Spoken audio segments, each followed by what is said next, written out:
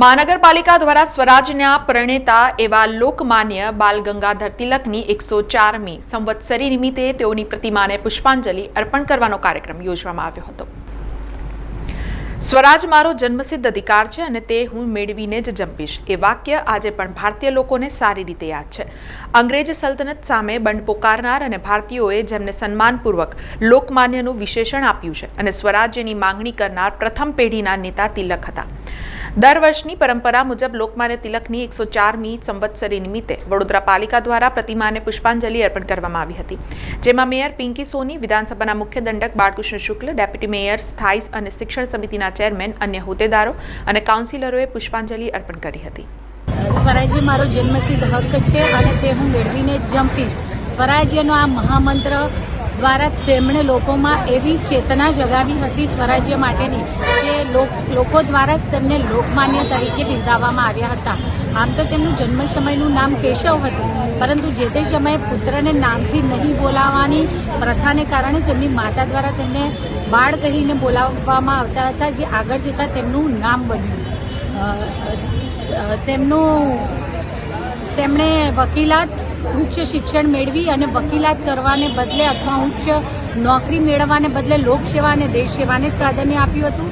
ગણેશોત્સવ અને છત્રપતિ શિવાજી જયંતિ મહોત્સવ જેવા મહોત્સવને સાર્વજનિક રીતે ઉજવવાની સર્વપ્રથમ પહેલ તેમણે કરી હતી। લોકોમાં જાગૃતિ લાવવા માટે તેમણે કેસરી અને મરાઠા નામની પત્રિકાઓ પણ બહાર પાડી હતી અને તેમના દ્વારા સ્વતંત્રતાની ચળવળમાં સક્રિય ભાગ લેવાને કારણે અનેકવાર તેમને જેલવાસ પણ ભોગવ્યો હતો।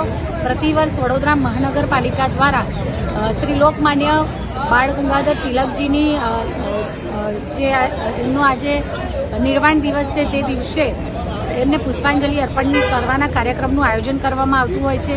તેમાં આજરોજ ડેપ્યુટી મેયર શ્રી ચિરાગભાઈ બારોટ, ગુજરાત સરકારના દંડક શ્રી એવા બાલુભાઈ શુક્લાજી, સ્ટેન્ડિંગ સમિતિના ચેરમેન ડૉક્ટર શીતલ મિસ્ત્રી અને સૌ કાઉન્સિલરશ્રીઓ અને સ્થાનિક સૌ લોકો ઉપસ્થિત થયા। આઝાદીની લડાઈના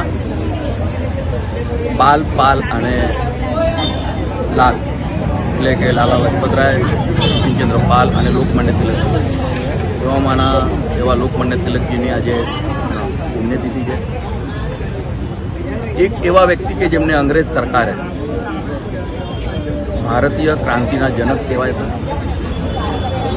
એક એવા રાજકારણી કે જેઓ ફક્ત સ્વાતંત્ર્ય સેનાની જ નહોતા, પરંતુ એક શ્રેષ્ઠ પત્રકાર હતા।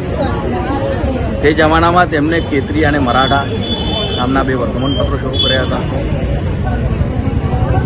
ખૂબ મોટા ખગોળશાસ્ત્રી હતા, ગણિતજ્ઞ હતા અને જ્યારે મંડાલેના જેલમાં તેમને મૂકવામાં આવ્યું ત્યારે ગીતા પરનો આજ દિન સુધીની સર્વશ્રેષ્ઠ ટીકા એટલે કર્મયોગ પર જેમને ભાષ્ય કર્યું અને જેના ઉપર આજે પણ લોકો PhD કરે છે, એવા તિલક મહારાજ, જેમનો વડોદરા સાથેનો નાતો ખૂબ અલગ છે।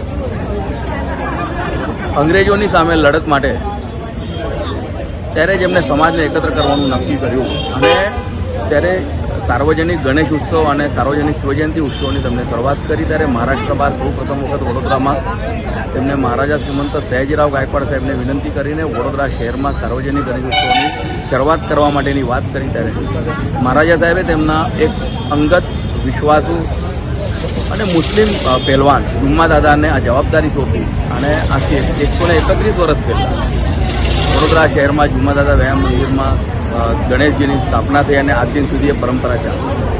એ જ પ્રમાણે મહારાજા સાહેબ સાથે વાતચીત કરીને એશિયાની સૌ પ્રથમ સહકારી બેંક તેમને સ્થાપન કરી, જેની સાથે સાથે મહર્ષિ અરવિંદો ઘોષ જેઓ મહારાજના અંગત સચિવ હતા, જેઓને મહારાજની સેવામાંથી મુક્ત કરીને તેમને વિનંતી કરીને મહારાજ સાહેબને દેશના માટે, ક્રાંતિ માટે તેમને મુક્ત કરાયા।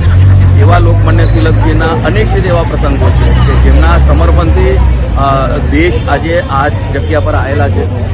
મહાત્મા ગાંધીજીએ એવું કીધું કે આધુનિકતાના જનક કોઈ હોય તો એ લોકમાન્ય તિલકજી અને સૌ પ્રથમ વખત દુનિયામાં એક નવો શબ્દ લાવ્યા, એમને સ્વરાજ શબ્દ લાવ્યા, જેમને અંગ્રેજોની સામે લડતમાં એવું કીધું કે સ્વરાજ અમારો જન્મસિદ્ધ અધિકાર છે અને તે મેળવીને જ રહીશ। એવા તિલક મહારાજની જ્યારે પુણ્યતિથિ છે ત્યારે તેમના જીવન પ્રસંગોમાંથી કોઈક એક પ્રસંગ આપણે જો જીવનમાં ઉતારી શકીએ તો મને લાગે છે આપણું જીવન અને સમાજ સમાચારોના સતત અપડેટ માટે TNN ન્યૂઝને YouTube પર સબસ્ક્રાઇબ કરી બેલ આઇકોન પ્રેસ કરો અને અમારી સાથે જોડાયેલા રહો Facebook, Instagram અને Twitter ઉપર.